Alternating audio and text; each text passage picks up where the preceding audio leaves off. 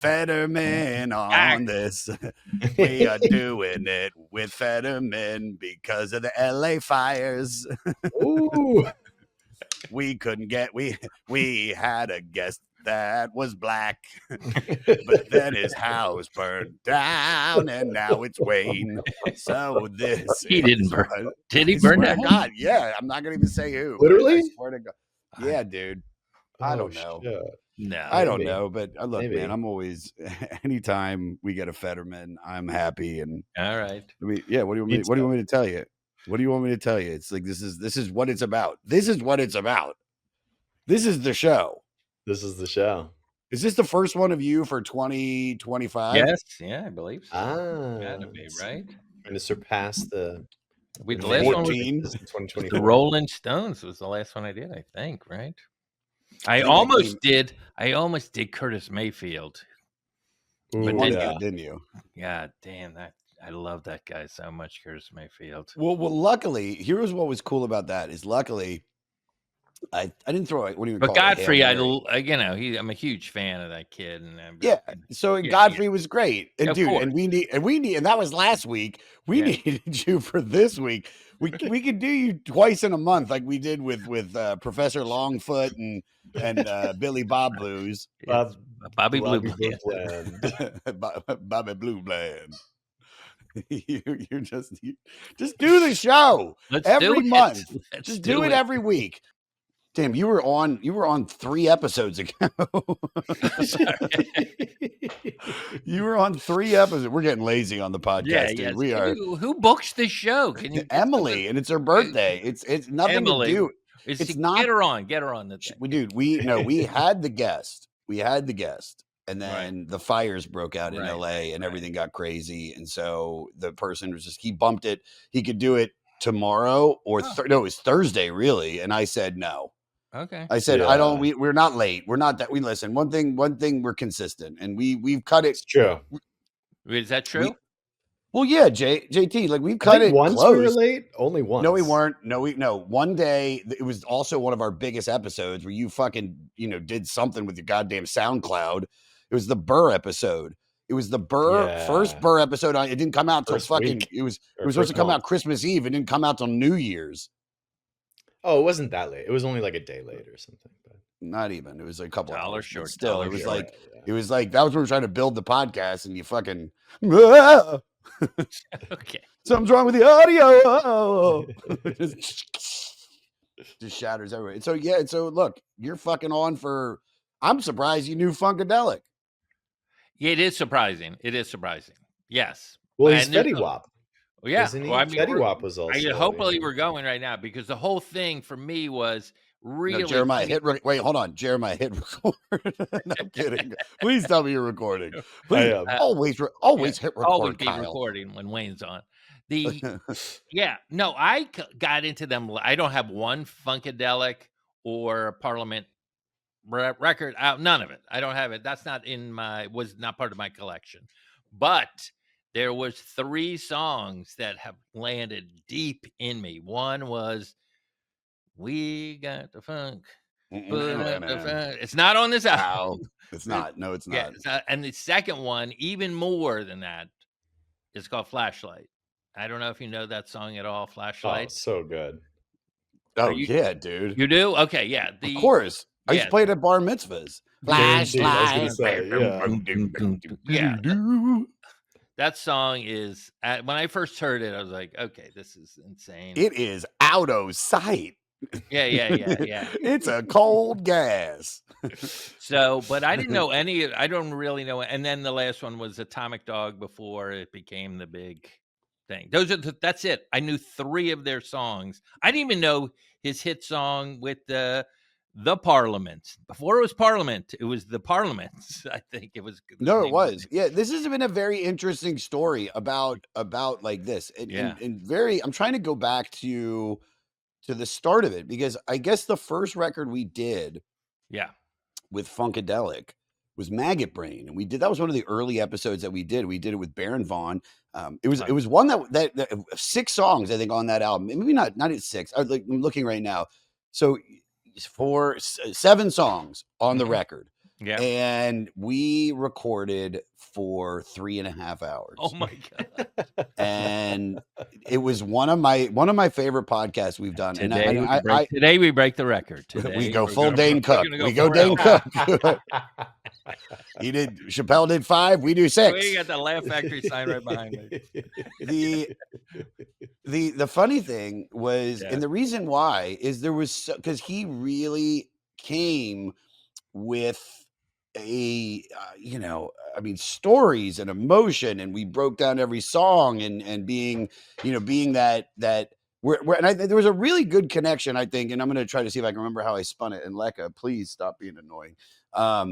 The connection was that Baron is this, like, he started that show, The New Negroes, which is like a show about Black comedians, but not the normal, not the Def Comedy Jam comics, and which I love fucking more than anything. Def Comedy Jam comics, all of the one of my favorite comics, and I'm saying Patrice was, but that's one of my favorites. Martin Lawrence, You So Crazy, is one of my favorite specials. Right. The fucking Bernie Mac special where I ain't afraid of y'all, like all of that. I love that. But also there, to do that left turn or the right turn, whatever the fucking expression is, Baron and that guy, One Open Mike Eagle, started that show, which is basically for the alternative Black comics, because they exist. And what I thought Maggot Brain was going to be is what this record is what Atomic Dog is. It's that, we'll get the roof off the sucker and the mama and the papa and the hip hop, the dooba and the skiba dubba dooba and the funk.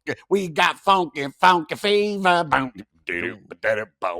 That's a good song. Can we record? Lay that down, Carlos. Lay that down. And what the album actually is rock and roll. Right. Maggot Brain is it. I still, to this day, in the 6 years that we've done this podcast, I still say Maggot Brain was the record that smacked me across the face. And it's still an album that I listen to today and love. Maggot Brain, the opening, the Eddie Hazel, the story the of solo. Yeah, well, they're taking LSD, and he says, I want you to play like you just found out your mom died, and then and then in the middle of it, he goes, now bring her back to life, and it's like, and I mean, it's turn the train around, turn that train around. More trains. Toot, here we got the funk train. Get the funk train. Get on the train revolution. Everybody. Don't forget there was about Parliament. Yeah, there was a show called Soul Train. You might be too young for that. Come on. You might be too much of a kid, but let me explain. Okay, I'm kidding. I know you know it. Don Cornelius. Come on, dude. Listen, and if you go to the Comedy Cellar, before every show at the Village Underground, they play, as people are sitting, they play Soul Train clips, and then it's my favorite thing. But dude, and I will get to One Nation Under the Groove, which I don't care. Which I know this, and I don't know if you knew this, JT and Wayne. I don't know if you know it, but I know the people that listen on Dark Lord Spotify, or on Deep State Amazon, or on Child Labor Apple. I'm giving them all names now. Yes, I like it.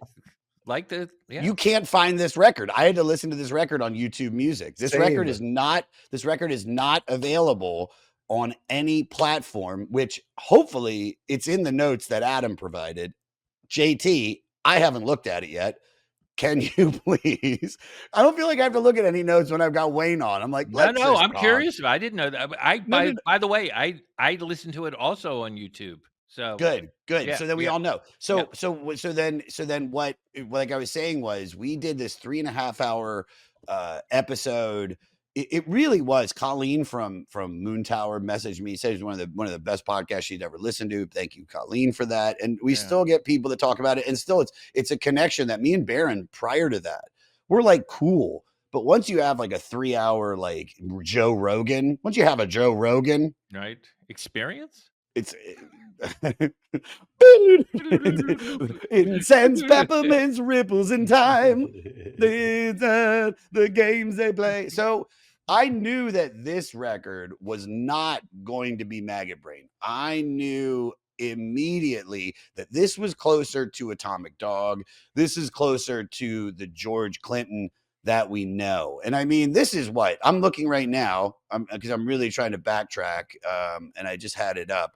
Maggot Brain is the third record by Funkadelic, And so One Nation, let me put up One Nation Under the Groove. This is that's the 10th record at that point. Still Funkadelic. When did they, and then eventually they become Parliament, right? Well, it's all kind of the same band, but one is a funk soul band. That's Parliament, which was started out as the Parliaments, named after the cigarettes. Did you ever smoke those? P-Funk. Yes, and I'm smoking right now, everybody. I'm not proud of this. I know that's crazy. I started doing spliffs like 2 weeks ago, and then the weed got less and less, and now I'm just rolling cigarettes. It's coming to an end soon. Okay. I like again, if you need to in any way declare or anything like that right now, or testify about what's happening with you and cigarettes, I will step back and let you have the floor. Whatever you need to do emotionally. If it on that love train, rolling in, down the love train. I did not expect that when I got on the podcast. Okay. It was perfect timing because I just quit. So You've been smoking? Yeah, I quit vapes. You're in a weird and everything. world, though. You've been in a weird world, though. Jeremiah has like 5 lovers. He does, dude. Once you got a fucking doodad on your head like that, you dip the stick in many a well. That's all you need is your tortilla chip meets guacamole and salsa. Well, yeah, no, I was very excited when you sent me the text. And by the way, my house, thank you for asking. My house is fine. I appreciate but it's like, Wayne, hey, can you do my podcast? I was like, yeah, there's smoke on every side of me.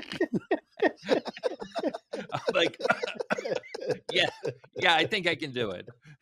So thank you for the concern as a human to human. So Parliament, I got to record the floor all the way on. I got to record it on the floor. Get real low.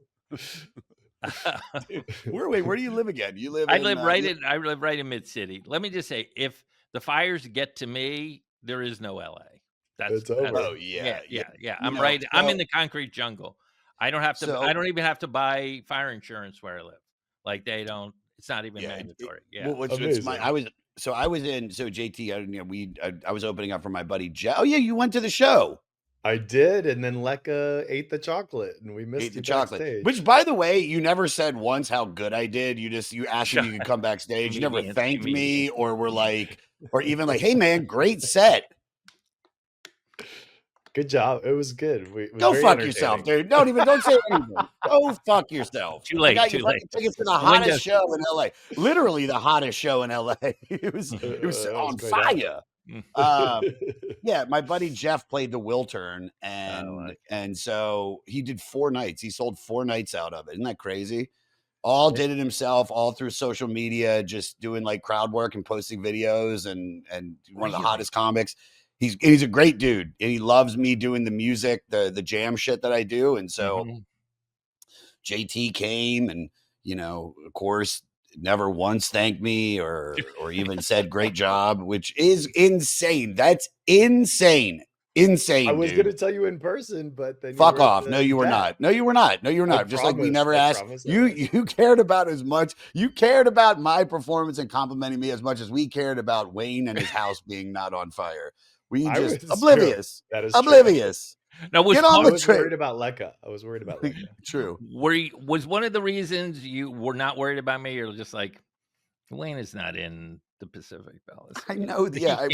No, but you're old Hollywood, though. You're old money. You work with guys. You know a lot of guys. Like don't you play basketball? Didn't you play basketball in Pacific Palisades for a long time? In Mandeville Canyon, yeah. So I know that you know those people. Oh, no question. I'm adjacent to it. Yes, very close. But thank you for the concern. I appreciate it.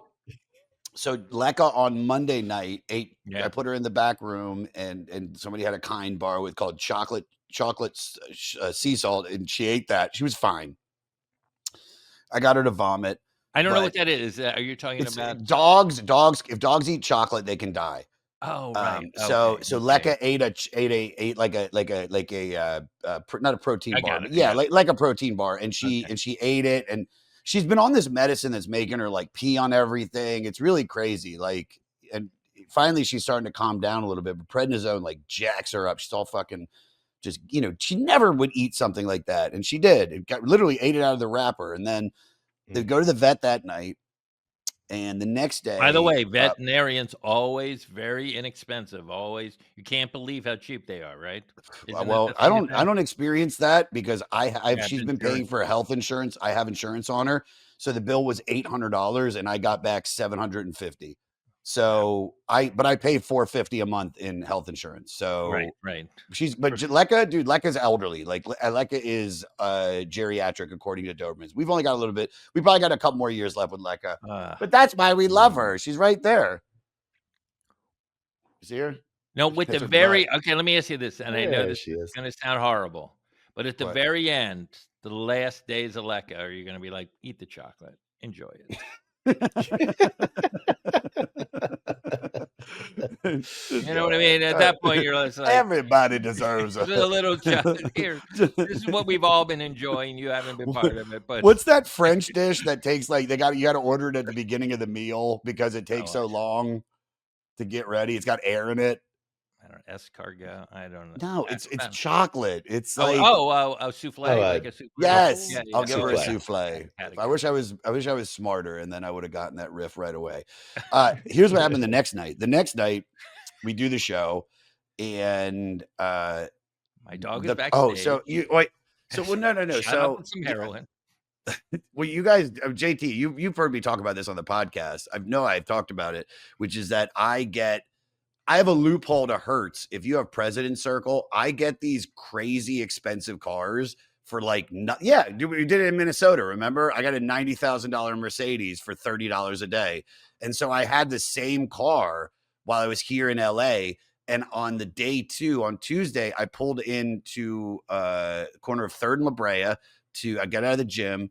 I order some food at the California Chicken Cafe. So I'm going to run over there, and I got about an hour and 20 before the show at 7.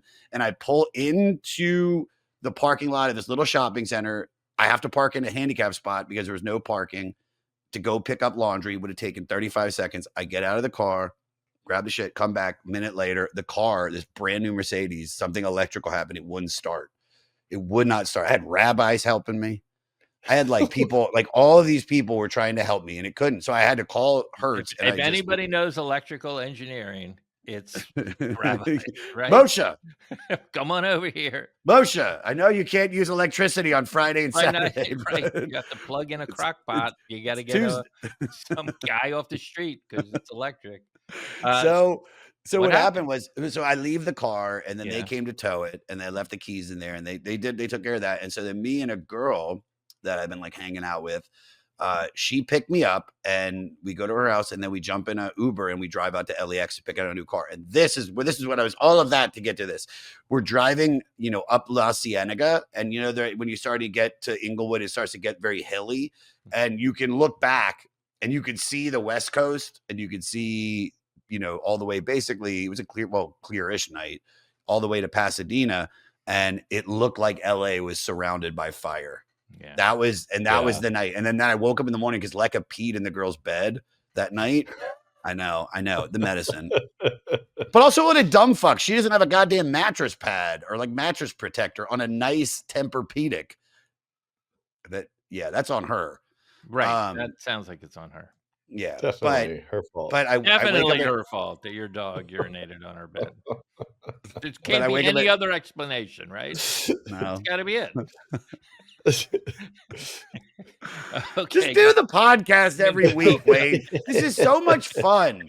This is so great, man. Sorry. The fans love you. Mike in San Francisco, the guy that's going to murder me, who I love now. Yeah. I started talking to him. He's a really nice guy. He's a really nice guy. He's got you. I assume you sent new merch. You sent new merch. I don't know if it's not 500 merch anymore. It's not Fleece Army merch. It's like a weird, not weird. It's like a voodoo drawing by what's his name? Huh? Big by Daddy, your guy, by Nick. By Nick. By Young and Sick, yeah. Oh, Nick Kroll? Yeah, Nick but it Kroll. Says Josh Adam Meyers in the goddamn comedy jam. It has nothing to do with the 500. We need to do a Fetty Wap. Fetty Wap is God shirt. That's merch. Fetty Wap That's is God. merch. Fetty Wap is God. Make it. Please Book do it. not do that. Please. If you listen to the podcast, shut up. Shut your fucking girl. Get on the train. Get on the train. I'm saying literally, I have a reservation for the bus. I take Greyhound. I'll even go old school trailways. Not getting on that freaking train. But at 5 a.m. after Lekka peed on the floor, we had to go to. I woke up to take her out, and that was the morning that I saw how bad it was. And then I was like, I looked at my phone, and Jeff had to cancel all the shows. And then that night, me and my agent, we went out to dinner, with a really nice restaurant, that's hard to get a reservation. And we called, and they're like, "I'm now. You can come right in, you as many as you want." I was like, "All right, yourself. By anybody, just please." But yeah, it's rough, man. I was supposed to come back out there tonight, but because of the podcast, because they moved the shows to Tuesday and Wednesday. So I got it. Yeah, but I don't want to be, and I have to be in LA the end of the month, and I'm going to be there for a week in February. It was just not because I mean, look, we're going to do a jam and give, we're going to donate a lot of the money from the next jam and shimmy to first responders or whatever. I'm going to find something to donate, because we make good bread from it. But as a human being, I just energetic, because I'm such an empath. I get. It just, the vibe was so bad, man. It just made me really depressed, and it made me think about my own mortality. And then, hold on. Stop! Don't make me feel bad. You're an empath. I'm an empath. I am. What does that mean? Doesn't that mean I just feel what other people feel? Yeah, I could tell that when your dog peed on a mattress, and you were like, "It's her fault." It feels very empathetic. And when he didn't ask you if you were okay after the fire. Yeah, you are you're right in tune with everyone's feet. I get it now. I've never met one before, but I see it now. In fact, you didn't even have to say it. It's just you. Federman. So One Nation Under the Groove. How are we in? 25 minutes in. We just talked about it. There you go. Here we go. Booyah. So where do we start? Let's start. I mean, and tell me if you've talked about all of this stuff before, but I feel like this guy, George Clinton from Newark, New Jersey, is one of the great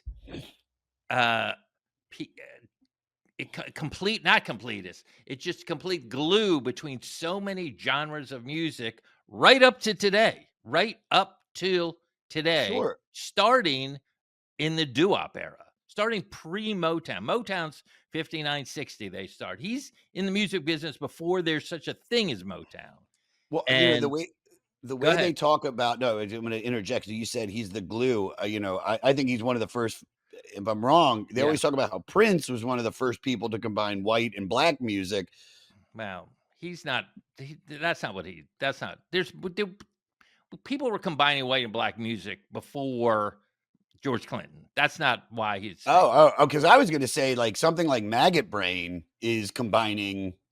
No white question. And black music. Yeah, and I mean, and doing it well. He is adding rock and roll. Did you talk about they had an epiphany when they were playing on the road and they were opening for Vanilla Fudge, which was this rock band, and their instruments didn't show up. And so they're like, "Hey, Vanilla, can we borrow your instruments and play this?" They're like, "Sure." And they started playing through the Marshall amplifiers, which we talked about, from Cream and the Yardbirds and all of that. Remember Blues Breaker? I remember when you and John Bonamassa fucking But I'm saying there's together. So many of these episodes we've done are all connected to Clinton. They're all. So anyway, so they're playing and they're like, "Holy cow." And that guitar player, Eddie, whatever his name is. Eddie Hazel. Yes. Yeah. They're like, and that was an epiphany moment for them, where that's when they were like, okay, we are going to be the hard rock version of funk. And that they definitely created. There's no doubt about it. Even more than Sly and the Family Stone, if you ask me. But it was the same kind of idea. And so that Maggot Brain song couldn't be a better example. And this is one of the great things that hurts me is there was him, Eddie, there was obviously Jimi Hendrix, these great electric guitar black players, and there's very few now. I mean, we talked about Living Color. Do you remember they had but there's very few. It seems like it's just again dorky white guys or guys from Well, England. you know what's funny? Do you know what I'm talking about? I know exactly what you're talking about. Yeah. There are still great black guitarists and rock stars out there that are bending genres. That one of the guys I toured with, Struggle Jennings, who is country hip hop, or and he's related to Waylon, Right. but he has an all black rhythm section and guitar. Now he has the lead guitarist is black and he shreds. Okay. Burgess just shared a dude, goddamn Aphrodisiac, I think his name is, and he's an internet celebrity, but he's just this black dude with a huge afro. I love when you look at the personnel for this record. He doesn't just label them as. No, of course. Go ahead. Have you seen this? Can you do them in your voice? Can you do them in your? So personnel, Funkadelic main invasion force, Throbosonic funk guitarist is Mike Kid Funkadelic Hampton and Gary Shitter, banjoed mother plucker Bobby Lewis, Avatarian Mike Hampton, keyboard Dans and Synthezoides, Bernie Da Vinci Worrell and Walter Junie Morrison, roto funky drum and percussionating thump Dans, Jerome Brainley, and Bootsy Collins, who I met. I met Bootsy. I got a good picture with him. No, I met him when we were doing it's wherever he's from. He still lives there, and we were playing Ohio. We were playing. It was in Cincinnati, Ohio, when I was with Jelly Roll. And I met him, and he was just the fucking man. Yeah, dude. And here's a cool thing, and I could go through the rest, but here's the fucking cool thing about George. He doesn't play anything. I know. Not one thing. He is the brain. He is the, and for someone who was so conceptual in his thought process, he is, and so much was riding on him. I mean, besides having these two bands, then he kind of created this collective, which we would get record deals for Bootsy and for the backup rhythm section and for that guitar player. He had this whole thing, crazy LSD and then crack user, out in the, not apologetic in any way, that, and how did he do it all? Functional crackhead. You don't hear about that too often. You do not hear full functioning crackhead. Marion Barry was one of the greatest mayors in the history of Washington D.C., and he was high on crack. You figure it out, dude. I was a functioning heroin addict. Well, fentanyl and opiates. So I mean, and I sold a goddamn TV show on it. So I mean, you just figure it out, and sometimes that thing that you do makes you better. It's got to. I mean, the proof in the pudding is in the taste. Is actually it's in the crack. No, proof is in the pudding. In the crack. So yeah, it's wild that he put it all together and couldn't do it. And do you know what his earliest skills is? Do you know about his barbershop stuff? I did not know about that. Okay, tell me. So he's working in the barbershop in Newark, and then in it's not Trenton, it's Newfield. New Brunswick? No, it's I'll think of it in a second. Plainfield, Jersey, and he's doing doo-wop, in the thing. But he was the king of. There was something called a do, nothing to do with doo-wop, where African American men would get their hair treated with lye and stuff, so it could. Oh yeah, so they can. Yeah, they can. Hold on a second. Lekka, stop. Come here. I think I'm about to get served. Okay. Does that mean sued? DA? By the DA? All right. I got some cases. Okay. So anyway, he was very good at this lot. It was just, these incredible. I don't know if you ever saw Chris Rock's documentary about hair. Yeah, Good Hair, right? Is that what it's called? I think it was called Good Hair. Yeah. But but I remember because that was like what Reverend Al Sharpton did. All the black guys did it because they wanted to have white people hair. Yeah, that was the look. There was obviously these racial political overtones to the whole thing, but even Sugar Ray Robinson and all of that. So he was the main guy for doing it. So even when he went to Detroit with Silk Palace is what it was called. Oh, okay. And then he would still have to go back to, is it Plainfield? Yeah. Mm-hmm. He would still have to come back to Plainfield because he had such a big clientele. He was like the king of this whole thing. And also, obviously, in the barbershop's a great place to, practice doo-wop songs with his band based on the cigarettes. So, like, that was his first job before music. And he dreamed, he's so great, Clinton. He dreamed of joining Motown. When Motown hit, he's still in New Jersey. He's like, this is where I gotta go. I gotta go to Detroit. I gotta be part of this scene. I'm a black guy. They're doing it. They're getting on the record. They're this putting is the 60s too. So this early is about 60s. He moves there. This is about as big as Motown could have ever been. Well, what happens is great. He goes in 62. And goes to Motown, auditions for Motown. Guess what? Guess what he's told by them at Motown? You suck. Ugly. The Really? band is not attractive enough. And now when you think about Motown, and again, we did that whole Smokey thing. Remember that? Like Motown was about buttoned up suits, the Supreme. Think about the Supremes. Think about the Temptations. Think about, like, these are Ed Sullivan ready acts. These are acts that are ready to go into the Copacabana or go to Vegas or something like that. They had a whole grooming school at Motown. They had a whole finishing school, right? Dancing school, all of that. So if you were a little bit edgy or anything like that, they were not interested. So he ends up signing on. There's so many little labels in Detroit at the time. Revelette Records, which releases their one big hit, which is called Testify. Again, church, all that kind of stuff in 67. But here's another weird connection to this show is he signs with this in Detroit. He can't get with Motown, but he's with this other, and they get this hit. It's a big R&B hit called I Want You to Testify or I Want to Testify. I Want to Testify. Thank you. Mm-hmm. And so he starts playing local gigs with the scene in Detroit, which is Motor City 5, MC5, Iggy and the Stooges. Wow. And even Ted Nugent is part of this whole scene, this whole outside of Motown crazy scene that's happening in there. This is before he does the whole Funkadelic.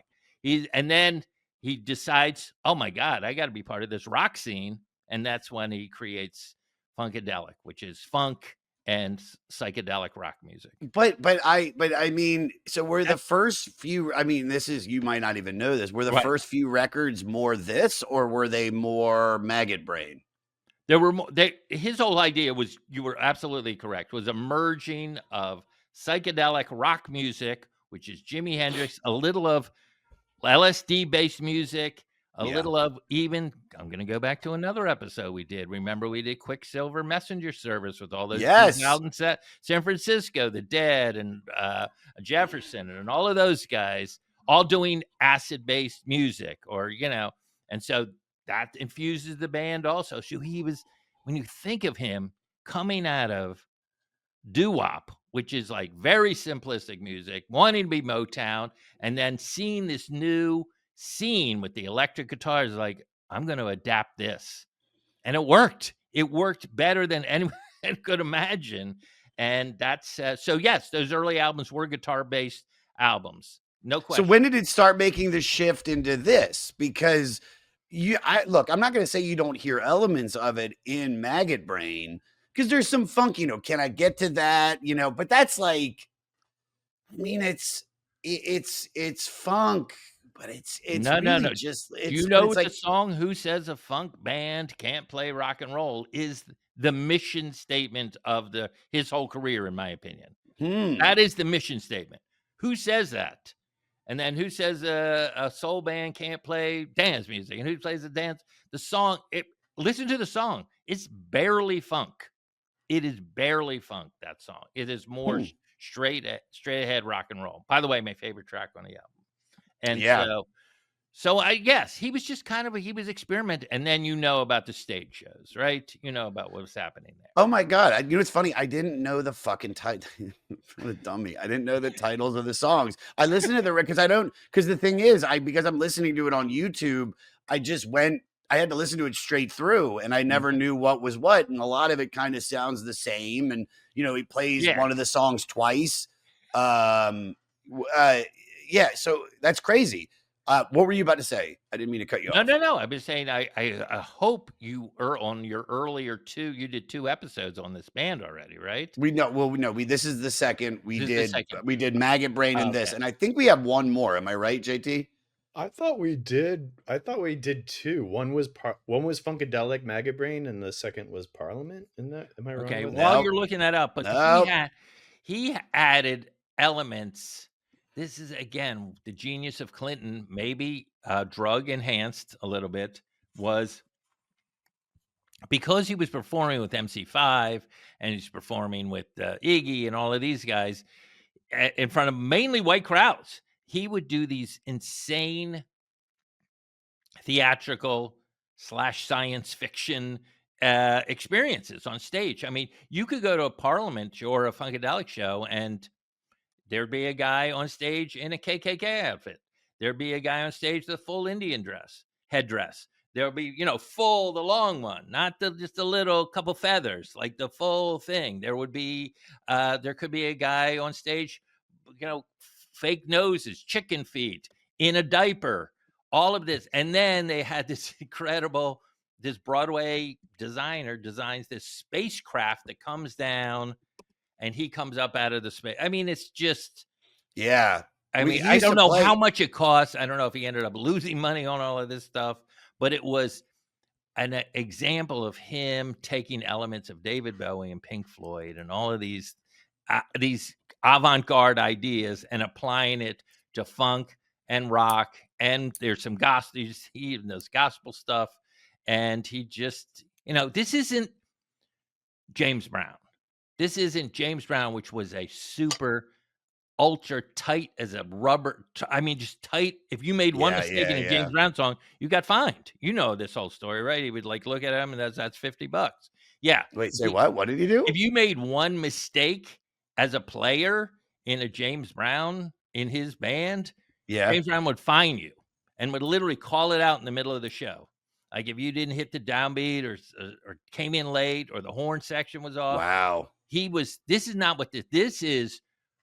Drug drenched cacophony. He describes it as a cacophony of an experience, as opposed to we are always on the one. We are always they were all and of course they got Bootsy who comes out of James Brown. Bootsy played with James Brown for years, so you got these incredible bass play. I mean, the musicianship is just off the chart.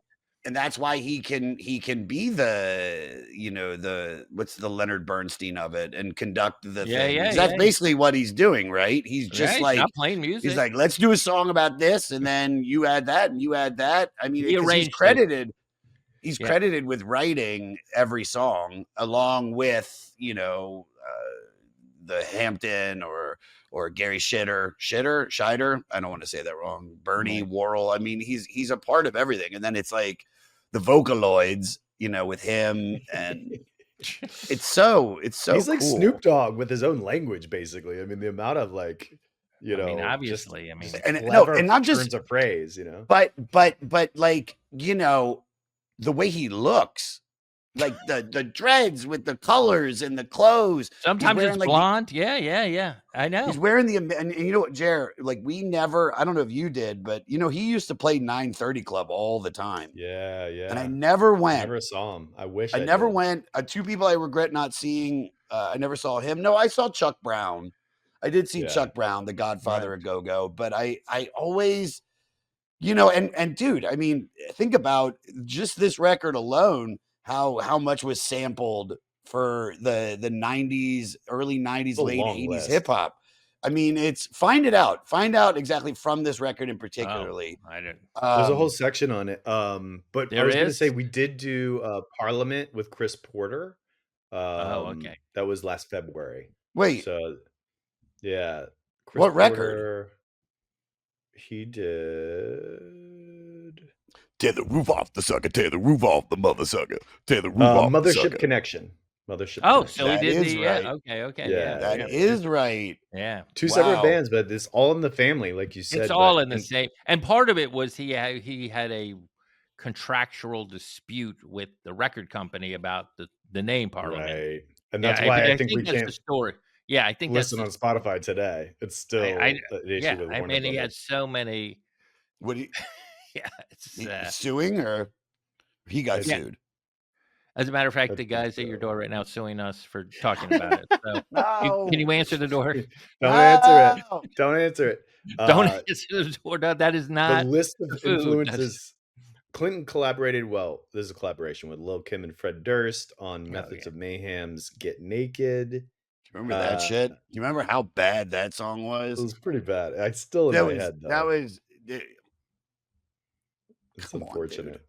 Clinton worked with Tupac Shakur on "Can't See Me," Ice Cube on "Bop Gun," "One Nation." I don't know that song. Outkast on the song "Synthesizer," which we talked Yes. about. Back in the day with Oh, Baron that was off Vaughn. of Equemini. Yeah. No, Really good. you can really hear You can? this. Oh, you can hear.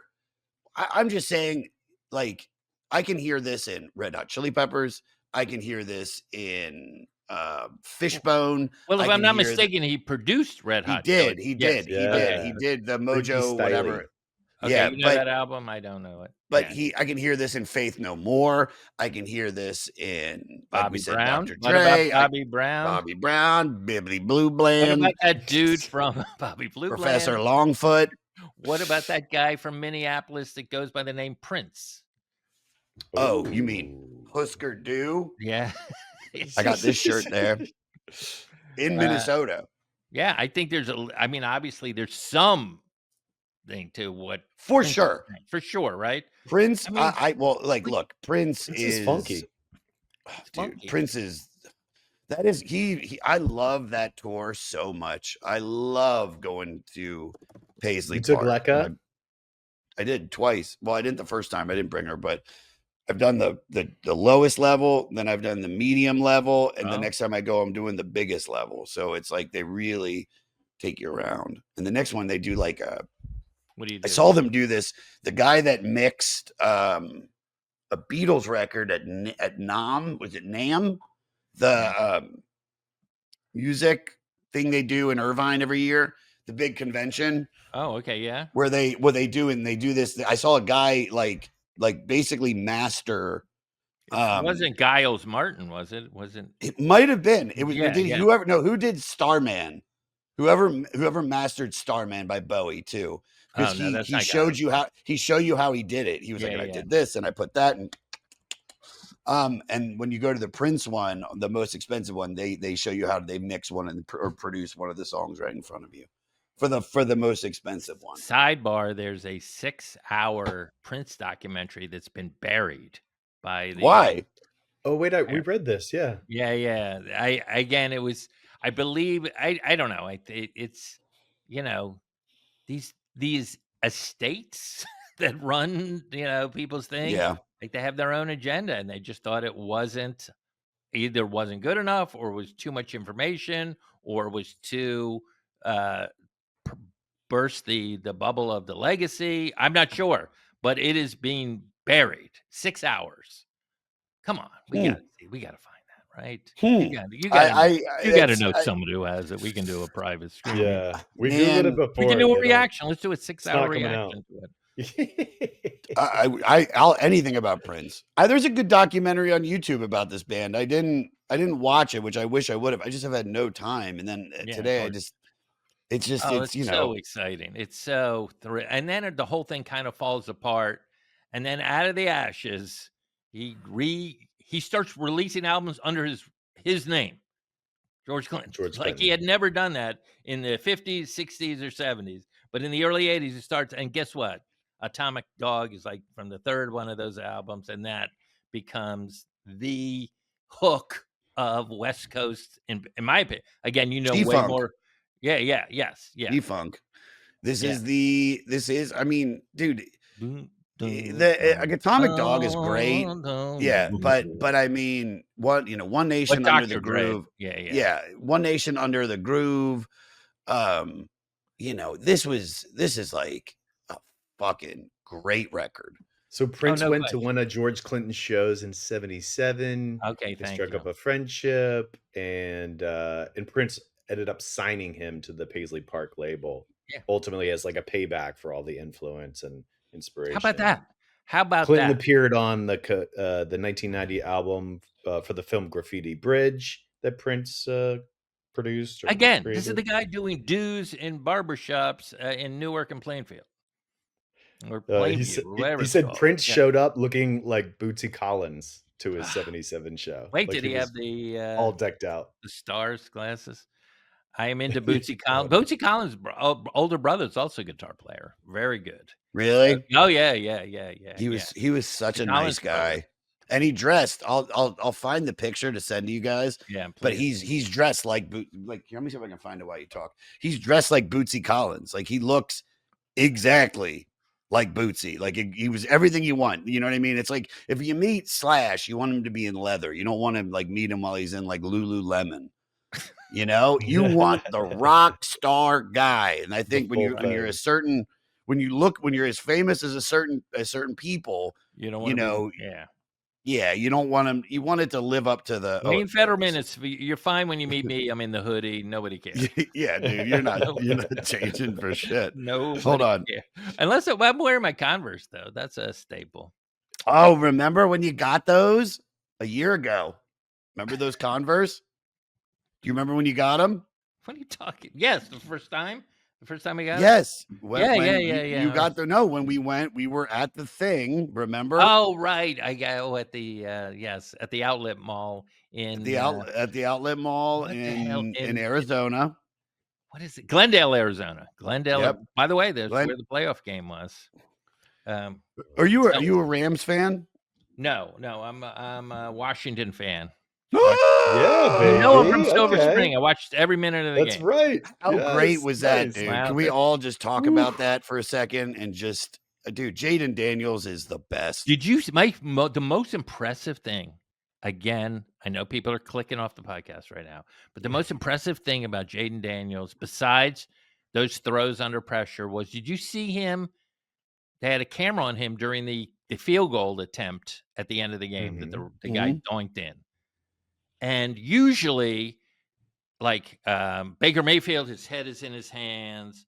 Other people I've seen on, praying, you know what I mean, holding hands. He looked like he had just ordered a pizza from Domino's. He looked so casual. Cash. I was like, that kept fixing his hair. Well, but that was the kicker, yeah. No, that was the kicker. You're talking about Jaden. Jaden watching. I'm just saying, it's an uncommon level of a calm poise, yes, that I have not seen in a young. I don't think ever. Like his whole career is on the line. He's like, well, this is. I think in his mind, he's one of those guys like, this is out of my control. I can't control whatever I think is not going to. I did what I could do. I did what I could do. Let's see what happens. And he's just and if he misses this, I need to be ready for overtime. Yeah, I'll be ready for that. And it was. I thought it was beyond impressive. I can't believe that moment hasn't gotten more press attention. It has. If you listen to sports talk radio, especially in DC, but they've been saying this. All the pundits have been talking about how incredible he is for the last 4 games now. Now they're like, this is not about the athleticism. I know that. No, about his poise. Oh, okay. About he doesn't, when somebody fucks up, he doesn't throw his hands up. He doesn't get mad. He's just like, okay. He's like, what's the next play? What's next? Yeah. What's next? He's like, what do I have to do? Yeah. He is, and that's why he's going to lead us to a Super Bowl. We'll see. Not this game. Not this year. Dude, it's only up. I know. He has $75 million in cap space, and he's a rookie. All right. No, we do. I know that? I know. Okay. He's like the George Clinton of football. What? All right, now you're just trying to get us back into something. Okay. But anyway, it was when I was deep diving on Clinton yesterday. George, look, look. Oh, there it is. Oh shit! Look at the hat. Just for the funk of it. Can you imagine that guy played bass guitar for James Brown and is touching your arm? Legend. Just think about that. Yeah, dude, but I'm me. Okay, I get it Oh, now. forgot about that. Right, he's an empath. I forgot. And then here, look, here's me. Fucking crazy narcissistic empath. What are you All right, doing in Pedialyte? Oh my god, that's awesome. That is awesome. No, I loved that's the great. listening audience appreciates. So I've been thinking about the songs. You want my favorite songs? You want to go? Let's do it. Let's do it. Let's We do gotta. it. I gotta be. Yeah, I gotta fucking do. I'm doing Story Wars tonight. Speaking of which, yeah. Jer, do you remember any stories from my 21st birthday that we went to in Atlantic City? Do you remember that? No, Because it's like it's a we have to bring 3 stories about birthdays, and like I don't. birthdays. Yeah, it has to be. The whole idea is that they tell the story. They don't know. We don't know whose it is, and then we have to guess whose the story it is. No, not from I your birthday can't in fucking Atlantic City. remember. I can't remember anything. I Too got good of a time. No, dude. I remember getting kicked out of a strip club, Well, that's one. but I don't remember why or what I did. It's time to text our friends from high school. Somebody's got to remember that I shit. don't remember. I have an hour, dude, to fucking figure out what these stories are. One of them I told on a Comedy Central taping, but I doubt anybody watched that. Seriously, I don't think nobody gives a fuck about Comedy Central anymore, or back then. For the Daily Show, maybe. Yeah, I don't think so anymore. I'll try and think. Of stories, but I can't remember. Is that the only you have other birthdays you could possibly use, right? Well, I have when Brittany did she did the what do you call it, surprise party for me, and 2 comics got drunk and beat each other up in my apartment, trashing my apartment. Oh shit. One of them got their nose broken. Yeah, Jamar Neighbors broke Willie Hunter's nose. And then there's the other one. The one that I told in the story is when we were doing coke all night in Baltimore, and then we ran out and I went to my coke dealer's house at like 5 a.m, and it got raided by the police. And there's more to it where they sang me happy birthday when they were arresting me. But I don't, I remember I was like, please don't arrest me. It's my birthday. And they're like, what? And I was like, it's my birthday. And they were like, we checked my ID and they're like, oh, it is. They're like, hold on, we're going to do something nice for you. And then they came back with they sang me happy birthday. Like they were Boys to Men. And I can't think of the last one. No. All right, let's get to the meat and potatoes. What's the important shit? Is there anything? Well, the title song is obviously. I mean, that's a wonderful little groove. The whole thing. I mean, it's emblematic of the whole. And I love the title that they use it as the title of the album. Not my favorite song on there, but again, I'm more of a guitar guy. That's why I liked the 3rd track, which says, "Who says a funk band can't play rock?" That song is incredible to me. That's the best song on the album. But that's to my very rock-oriented ears. And again, my favorite Parliament song is Flashlight. Flashlight. Why did you say it like that? How did you say Flashlight? Not Flashlight. Flashlight. Pocket pussy. Flashlight.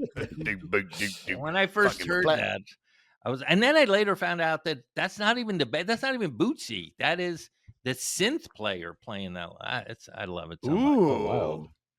I mean, I don't know. And Choli. And Choli is incredible. Chollly. Choli, the 6th song, is incredible. Awesome. Funk getting ready to roll. Listen, obviously, if you look at the reviews of the album, it's like everyone A+, 5 stars, 5 stars. Like everyone thinks this is the quintessential album. I'm so curious what the legal machinations is keeping this off of being streamed. Like how? Yeah.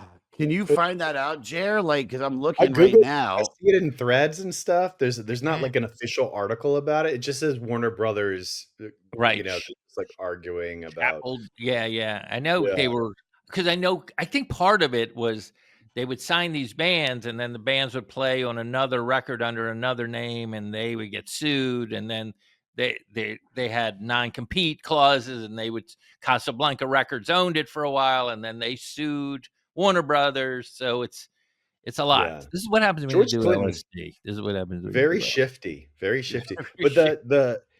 the One Nation Under a Groove story, where the Yeah. title of the album and the song is actually kind of interesting because it was conceived in front of the United Nations headquarters, Ooh. where George Clinton was shooting a film for an unfinished Parliament Funkadelic movie. Love it. And according to Bootsy Collins, he said one night in DC, some guys started shouting, "One nation, one nation, one nation under a groove." And George's thing was, it doesn't matter how many hooks you put in it, don't matter, put them all in there. So on that Oh, song, is you've that what got it One oh, Nation Under a Groove. I'm gonna Feet re-listen don't to it. fail me now. Oh, right, from the Charlie Chan movies, right? That's Dan Moreland. Yeah. Feet It's don't fail me now. that was his. There was it was a black character. It was a black character in these, and Charlie Chan, of course, was played by a white guy in these movies Oh from the yeah, 30s it's and 40s. But whenever So the black racist. guy would get scared, he would go, "Feet don't fail me now." I'm pretty sure that's what that's from. I mean, but he's been in a bunch of movies. Like George Clinton himself has been in. I remember being in DCU. He's in House Party. Right. Oh, he's I so pinned two tails in the bucket. Fuck it. I remember that. Where he does that in House Party. I mean, he He's also in he also PCU, Good Burger. yeah. Now, can I bring Produced. up something that might be a little disturbing? And that Yes. is, earlier when we were talking, there was a bonus record that you got with this album, which was Maggot Head, or whatever the name of that song is, Maggot Brain, a new version of Maggot Brain. Not Eddie playing the guitar, but a new kid playing the guitar. Really? Yes. And it's on YouTube. You can hear it. And it is I know you haven't asked me yet, but I'm going to jump the shark right now to it. Do it. That's the song to make out to.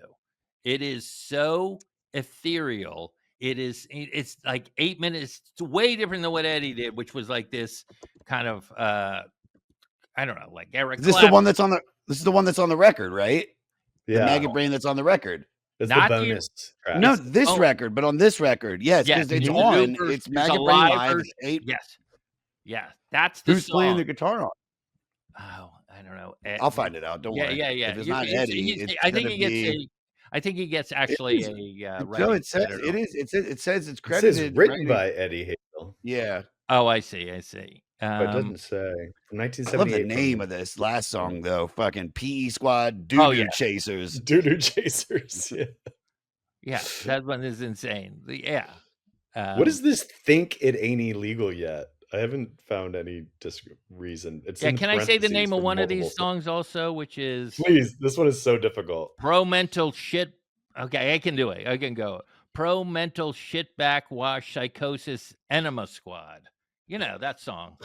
What the fuck? That's the name of the song. It's 11 minutes long. I ate my whole lunch while I was hearing this one song.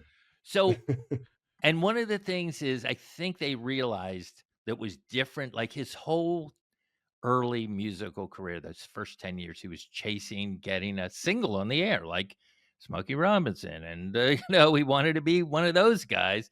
And then at the end, he ends up making really album conceptual kind of music, the very much part of the time, what I call FM music.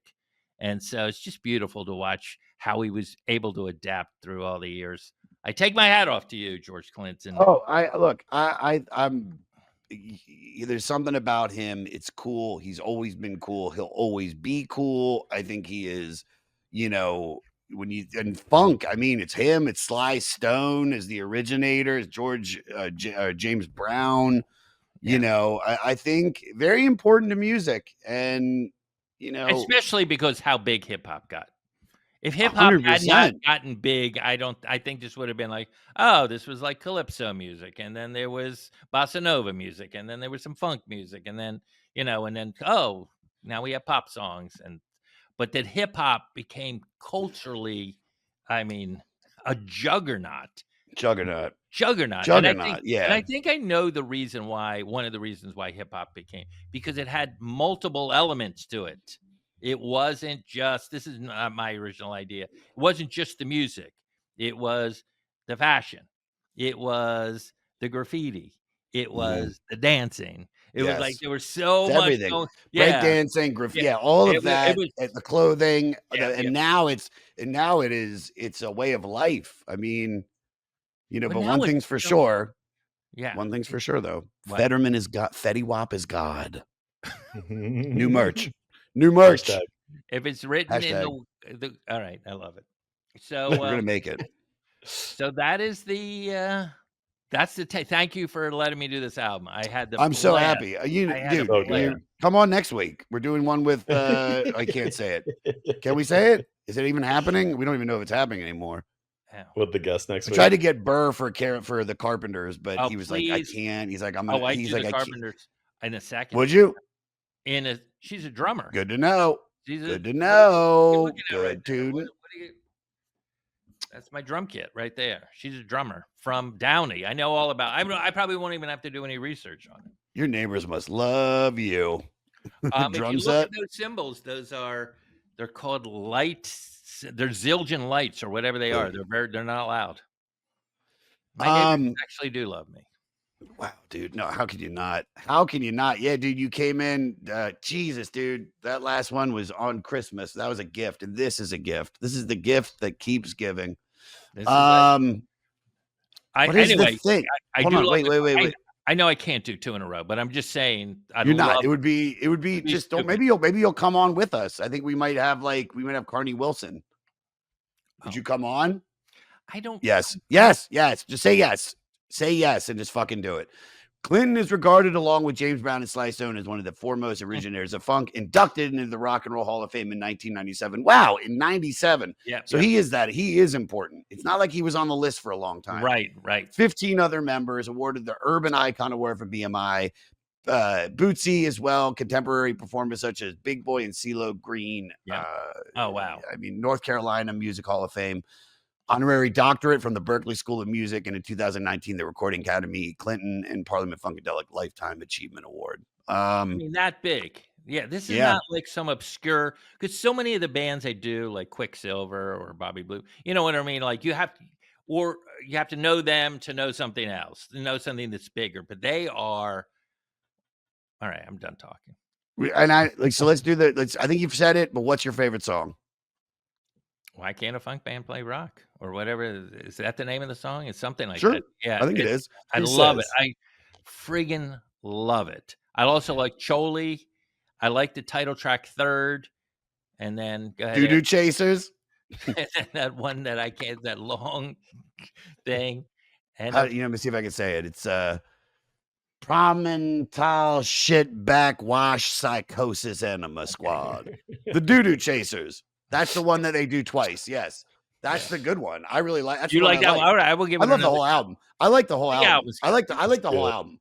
Yeah, I like the whole album. And you know what's cool is that I'm immediately going to listen to Maggot Brain again because it really made me think about how fucking great. Oh, the original or this? Yes, the original. Oh, dude, can I get to that? And fucking dude, that album is beyond good. Yeah. Beyond good, dude. It's honest to God, still one of the best records we've done on this podcast. Is there anything you skip over?